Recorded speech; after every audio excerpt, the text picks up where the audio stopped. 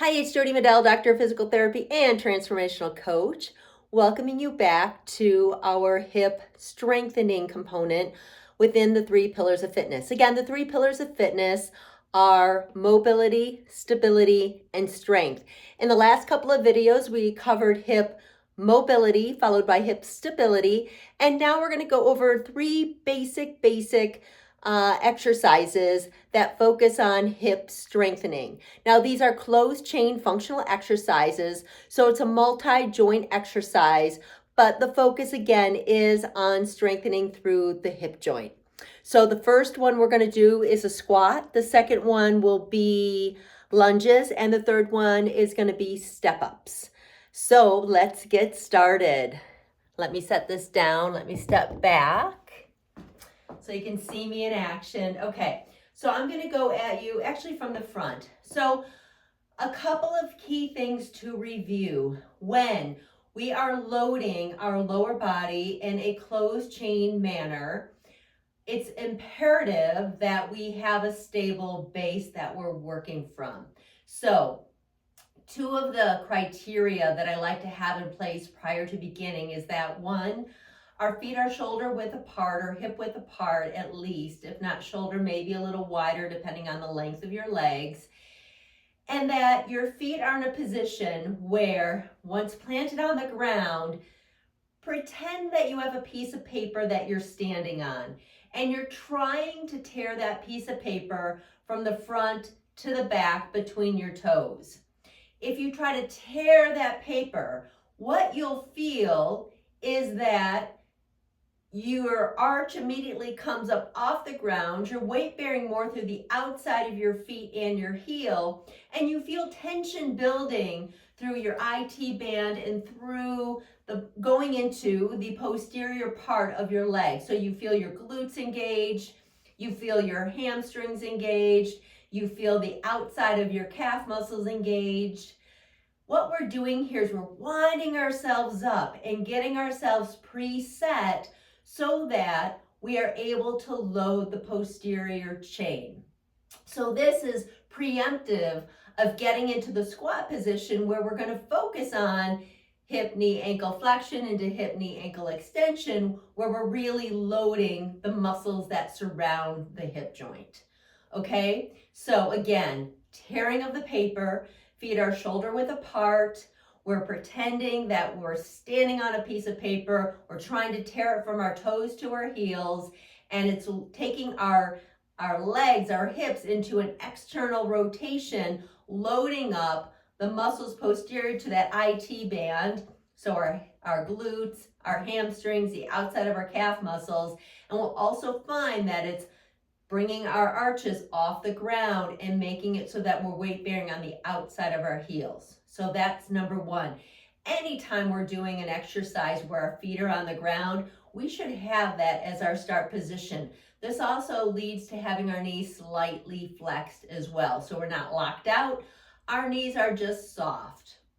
It helps with this whole loading or the tearing of the paper. The second concept I want to cover, which we've covered multiple times, is this idea of a line between your sternum and your pubic symphysis. This line in front supports the natural curves of our spine. We don't want to change this line. I'm going to move to the side.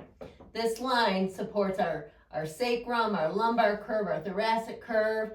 And as we go into any movement with our feet planted on the ground, like what we're going to do today, we do not want to shorten this line by tucking our pelvis under or exaggerating our kyphosis, our thoracic curve, nor do we want to do the opposite, sticking our booty out, making our pelvis go anterior and lengthening this line. So we could shorten, we could lengthen. We don't want to do anything. We want to honor that line.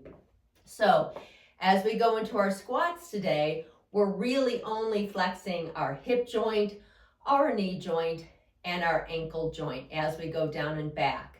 All right, I hope that makes sense.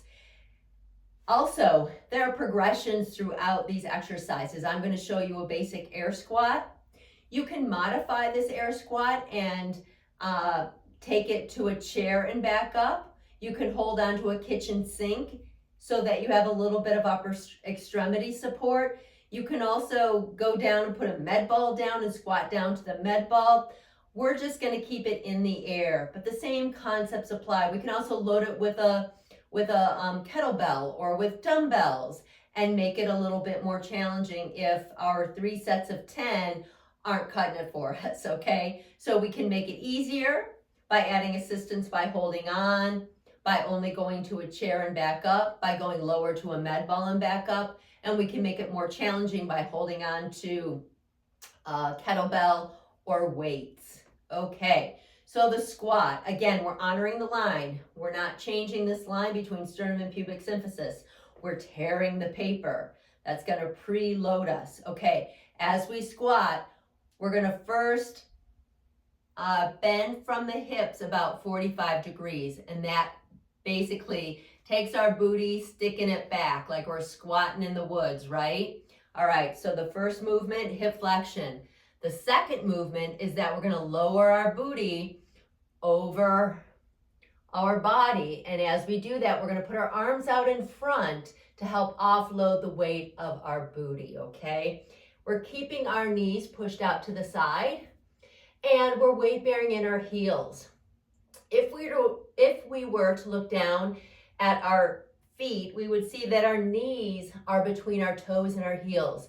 They're not forward, nor are they so far back that we're falling back. And we're squatting down to where we're meeting 90, 90, 90. So we have 90 degrees, or a little more than 90 degrees at the hip, but we're trying to drop down so we're bent at 90 degrees through the knees. We're pushing through our heels, we're coming up, we're coming all the way to full extension, squeezing our butt at the top. Not squeezing so tight that we're tucking our booty under, or under a pelvic rotation, posterior pelvic tilt. We're just squeezing to engage, and again, feeling that we're tearing that paper, okay?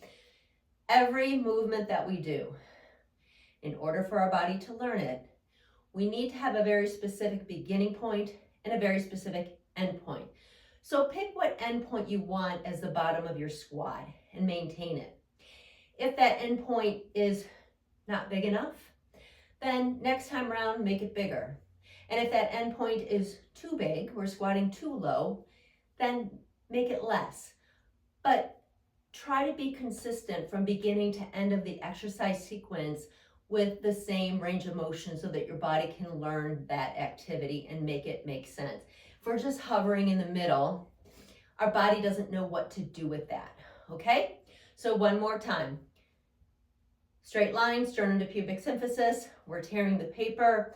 We're gonna hold our arms. We're gonna go in front as we first make a little bit of a hip flexion movement. Then we bend our knees, dropping ourselves down. Knees are pushed out and pulled back so that our knees are somewhere between our toes and our heels. We're weight bearing in our heels, and we're driving ourselves up to full extension. Let me do a couple of these in a row, just so you know what it looks like, and you get it into your body what it feels like if you follow me. So down and up, down and up, down and up. And again, you're gonna do this 3 sets of 10, and again, you can change the load by 1, holding on, making it easier, dropping to a chair or dropping to like a med ball so that you have a specific place that you're going to. And you can also add weights, a kettlebell, to make it harder. Perfect, good job. Okay, so the next one is a squat. a lunge.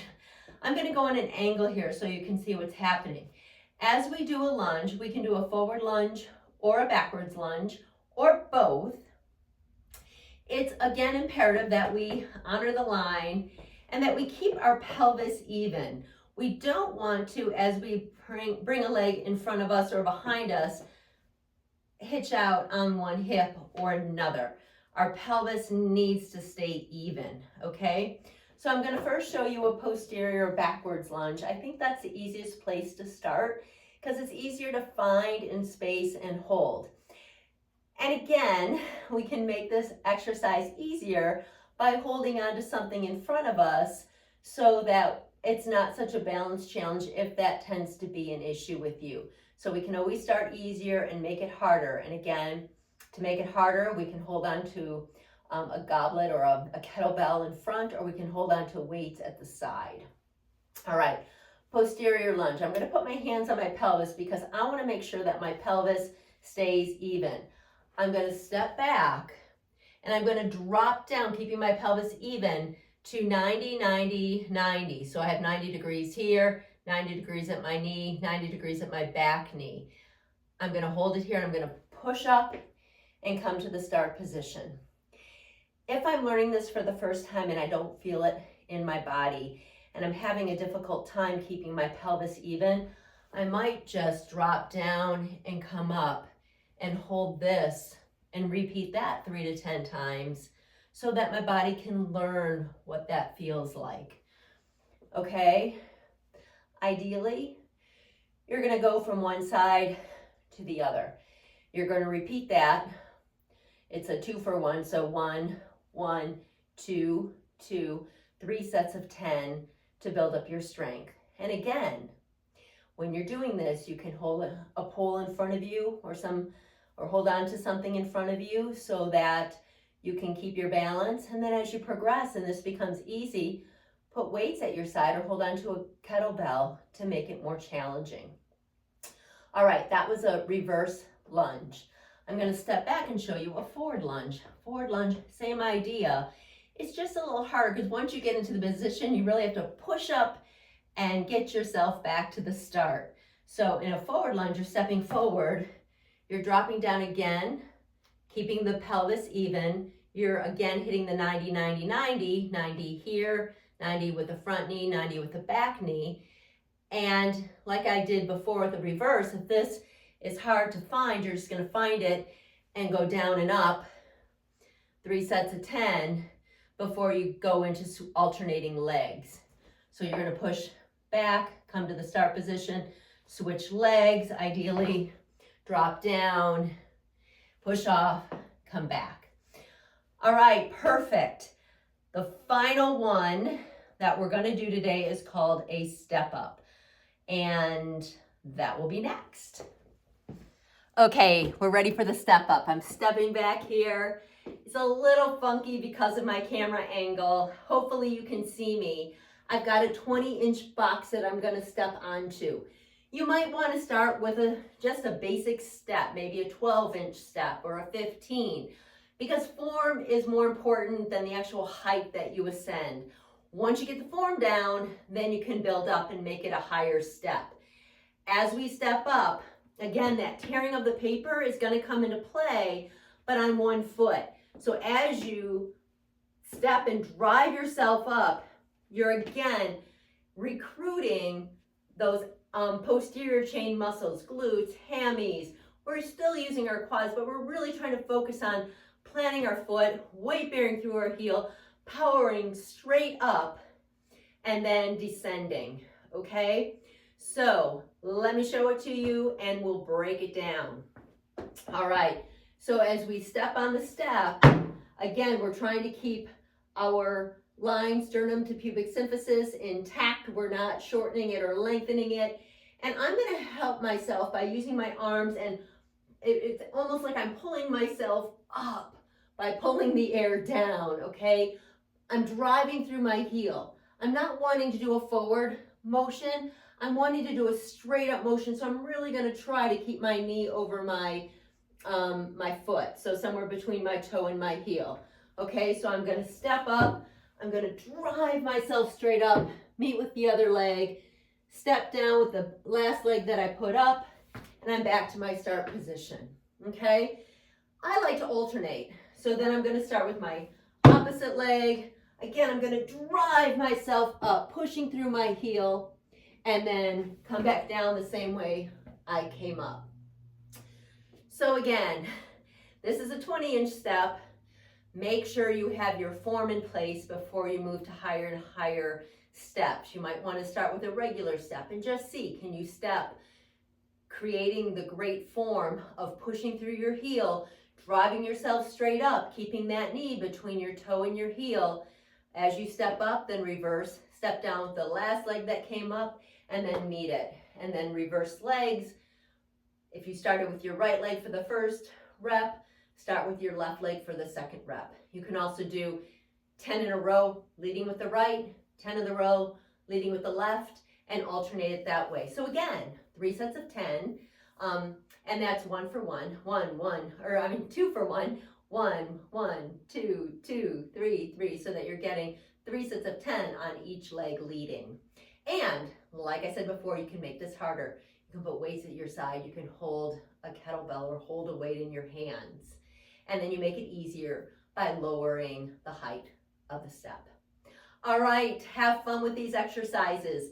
In the next video, I'm going to show you a really common sequence I use for beginning functional lower extremity as a whole strengthening exercises to make sure that we are functioning optimally at the hip, knee, and ankle joint.